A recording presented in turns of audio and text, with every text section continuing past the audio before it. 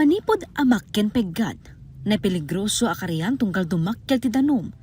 Agingga iti narukop ken daan na hanging bridge, tinabayag a binaklay dagiti residente, iti Sitio Labawan, Barangay Amti, Bulinay, Abra. Kagiddan tinabara apan ang sarabo dagiti umili ken ni DSWD Secretary Rex Gatchalian ken DSWD Assistant Secretary Irene Dumlao, markan daytoy ti panagapit ti bunga tin nasurok 2 bulan a sakripisyo dagiti umili. Indaulwan ti DSWD Secretary ti panakalukat ti suspension cable footbridge iti Amti, Bulinay. Agbalor ti footbridge ti nakurang 1.8 million pesos. 80% wenno pa kay batugan ti nasurok 1.2 million ket naggapo iti DSWD iti sidong ti Kalahi Seeds ken ti 20% ket nagtaod ti LGU Bulinay. Inbaklay mi nga umili iti 600,000 babaan iti bayanihan system amin nga materyales nga amomi nga maibalin mi maitulong agbonag ti barat uray dagiti kababaihan piman na iraman dang agbunag makipagbunag kada kami ma'am. So nga sinagot mi iti 600,000 so nagbalin nga kastoy ma'am iti ka. Babaen ti bayanihan system tulong manipod DSWD, LGU Bulinay, napataod dito suspension cable footbridge, Barangay Amti, Bulinay, Abra. Adaan ka nga to at 20 meters manipod karayan level. Aglawa iti 1.20 meters, kinagatid dog ti 45 meters. Kalaksidan iti Barangay Amti, mabenepisyaran pa'y dagiti residente iti Barangay Danak.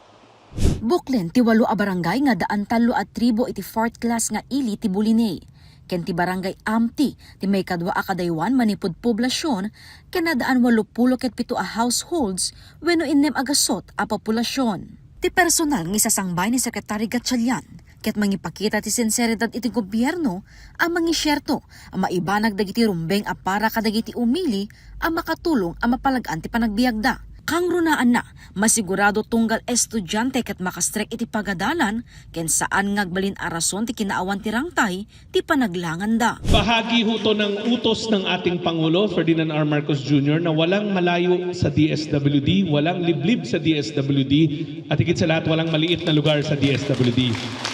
Pantay-pantay ho tayo pagdating ho sa pagsulong natin laban sa kahirapan. Pero maliit man sila, very meaningful at napaka-importante sa inyo kasi araw-araw nyo ginagamit.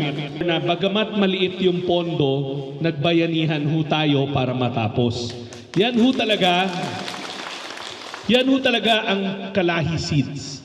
Yung may taya ang pamalaang nasyonal, pero may taya rin ang lokal na komunidad. At walang bata ang hindi makakapasok sa school dahil walang tulay na madadaanan. Utos yan ni BBM sa atin. Nagyaman to opisyal ti kinarigget dagiti umili ken kidaw natag tultuloy a kinaagresibo para iti lugar da.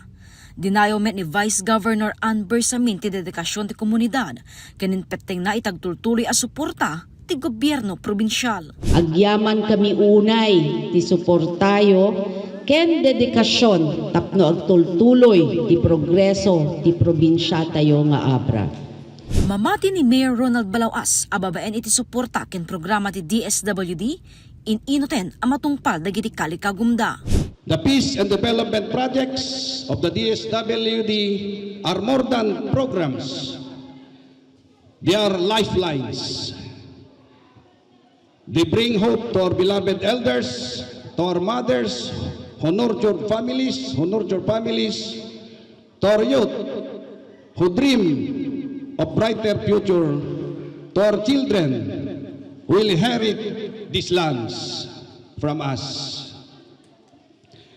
These initiatives strengthen our social fabric, empower our barangays, and ensure that no one is left behind even in the most remote sitios or barangay of Bulinay.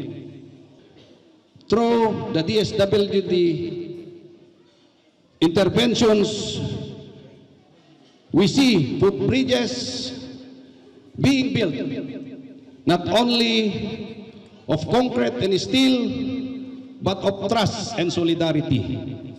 Ti footbridge ket saan laing a transport infrastructure, ngem ket di agserbi a connection ti gobyerno ken umili ngagturong iti progreso a komunidad.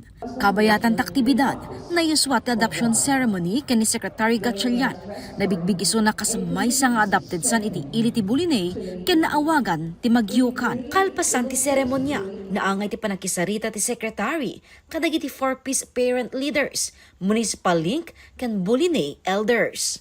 Jessica Boreta, Balitang Solid North.